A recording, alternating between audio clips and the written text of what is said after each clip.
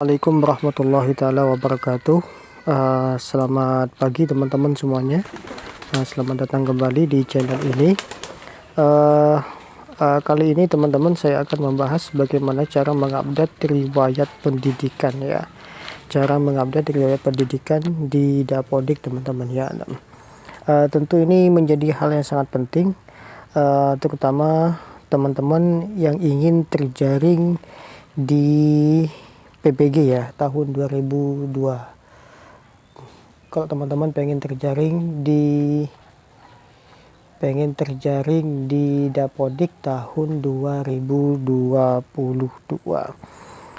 Seperti yang kita ketahui teman-teman, bahwa itu kemarin tanggal 13 itu sudah mengeluarkan surat tentang syarat dan ketentuan untuk bagi guru supaya bisa terjaring di calon PPG ya. Saya akan perlihatkan dulu teman-teman. Ini adalah surat dari pusat ya, tertanggal 13 Januari 2002 tentang pemutakhiran data calon peserta pendidikan profesi guru atau PPG tahun 2022. Syarat dan ketentuan yang teman-teman harus dipenuhi pertama adalah itu di bagian 1 itu tentang nomor induk kependudukan yaitu NIK ya. Itu kalau memang tidak ada kecocokan maka teman-teman harus segera memperbaiki supaya bisa terjaring di PPG tahun 2022. Kemudian di bagian B itu adalah riwayat pendidikan formal ya. Riwayat pendidikan formal mulai dari jenjang pendidikan dasar hingga pendidikan terakhir. Maka teman-teman harus mengisi ya, harus mengupdate. Kalau teman-teman hanya mengisi ijazah terakhir kemarin, maka teman-teman harus mengupdate mulai dari pendidikan dasarnya sampai ijazah terakhir ya. Kemudian yang C teman-teman itu tentang status kepegawaian ya, tentang status kepegawaian yang ada di Dapodik, apakah GTY ataupun PNS. Teman-teman harus mengecek supaya tercover oleh PPG ya. Kemudian yang kedua itu batas pemutakhiran data dimaksud adalah tanggal 30 Januari ya, tertanggal 30 Januari. Informasi lengkap terkait data cara pemutakhiran data dapat diakses melalui http://dapo.kemdikbud.go.id. Itulah teman-temannya surat yang kemarin yang keluar di tanggal 13 Januari. Lah teman-teman, hari ini saya akan berbagi bagaimana cara mengupdate riwayat pendidikan kita ya, supaya kita bisa terjaring di PPG tahun 2022 itu. Tentu ini teman-teman harus komunikasi dengan operator ya, karena memang ini adalah operator yang tahu untuk mengupdate riwayat pendidikan kita. Tapi tenang saja, teman-teman bisa mengupdate asalkan teman-teman itu punya akun ya, punya akun yang sudah dimiliki, punya akun Dapodik, data Dapodik yang sudah dimiliki oleh teman-teman ya. Pertama kita masuk ke Chrome dulu, Google Chrome. Masuk ke Google Chrome, kemudian teman-teman silahkan ketik di alamat websitenya itu adalah ptk.datadik.kemdikbud.go.id ya, ptk.datadik.kemdikbud.go.id. Kemudian teman-teman langsung enter ya, seperti ini. Setelah kita mengenter, nanti akan muncul autentikasi seperti ini ya teman-teman ya. Lah teman-teman bisa masuk ke bisa login melalui akun PTK yang sudah teman-teman miliki. Kalau memang teman-teman tidak punya akun, maka silahkan komunikasikan dengan operator ya, operator sekolah masing-masing itu. Nah, kita masuk ke kita login dulu ya, menggunakan SSO Dapodik ya, SSO Dapodik, login menggunakan SSO Dapodik. Kita klik. Setelah klik maka muncul kotak dialog seperti ini ya. Kotak dialog seperti ini adalah autentikasi pengguna PTK Dapodik. Setelah diklik teman-teman, maka teman-teman nanti akan muncul kotak dialog seperti ini ya. Nah, kotak dialog ini itu tentu namanya Dapodik autentikasi pengguna PTK Dapodik. Autentikasi pengguna PTK Dapodik. Nah, teman-teman, ini muncul dua kolom, ada username, kemudian ada password. Ada username, kemudian ada password ya. Di username ini teman-teman silahkan diisi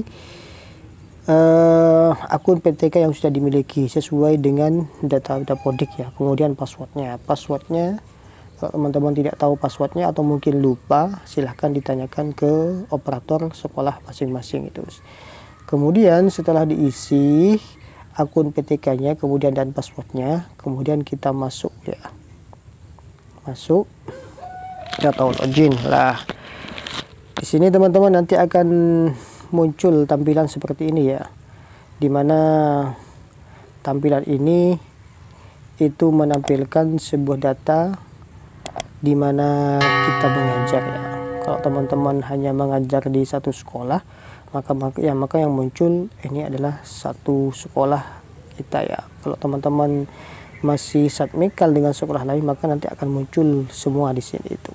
Tapi teman-teman harus memilih sekolah induknya ya, sekolah induknya. Soalnya di sini sekolah induk dan non induk itu sama-sama muncul. Maka teman-teman untuk mengupdate riwayat pendidikan harus masuk ke sekolah induknya. Kita klik.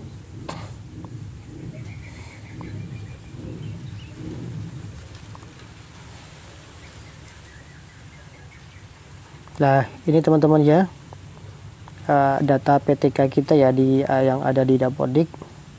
Di data PTK itu ada biodata, ada beban ajar, tugas pendidikan, sertifikasi, kepangkatan, KGB, dan juga riwayat.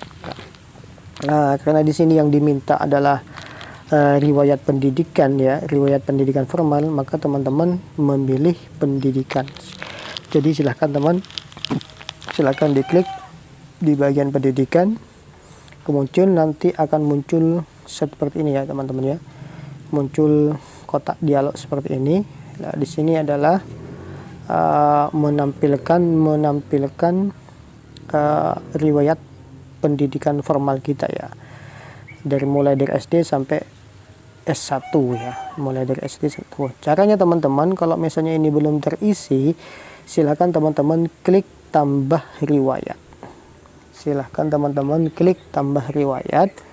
Kemudian ini di form ini ada jenjang, kemudian ada satuan pendidikan, bidang studi, tahun masuk, tahun lulus, NIS, NISN atau NIM, kemudian status ya, status apakah masih kuliah atau tidak, dan juga rata-rata nilai.